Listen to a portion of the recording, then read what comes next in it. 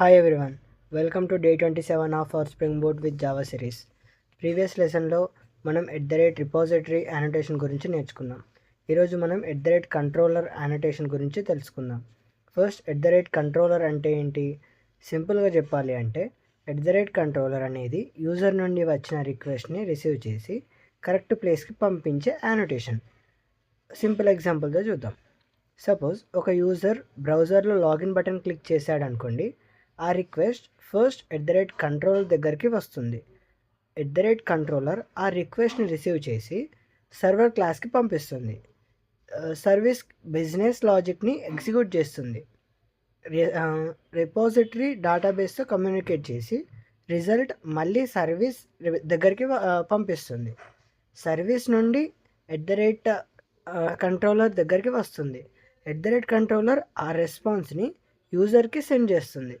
సింపుల్గా చెప్పానంటే controller user ఇంకా అప్లికేషన్ మధ్యలో బ్రిడ్జ్ లాగా వర్క్ చేస్తుంది.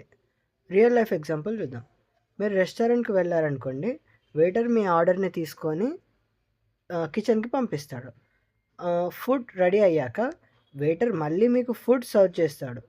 ఇక్కడ వెయిటర్ లాగా కంట్రోలర్ వర్క్ చేస్తుంది.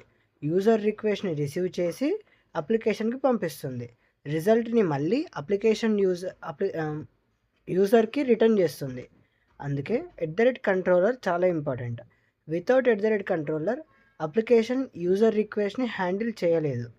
సింపుల్గా చెప్పాలి అంటే కంట్రోలర్ రిక్వెస్ట్ని రిసీవ్ చేస్తుంది, సర్వీస్ని కాల్ చేస్తుంది, రెస్పాన్స్ని యూజర్కి రిటర్న్ చేస్తుంది. రియల్ ప్రాజెక్ట్లో ప్రతి వెబ్ అప్లికేషన్లో కంట్రోలర్ యూజ్ చేస్తారు.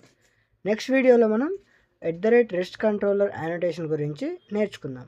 ఇంకా కంట్రోలర్కి రెస్ట్ కంట్రోలర్కి మధ్యలో డిఫరెన్స్ ఏంటి అనేది చూద్దాం. Thank you. Follow for more updates.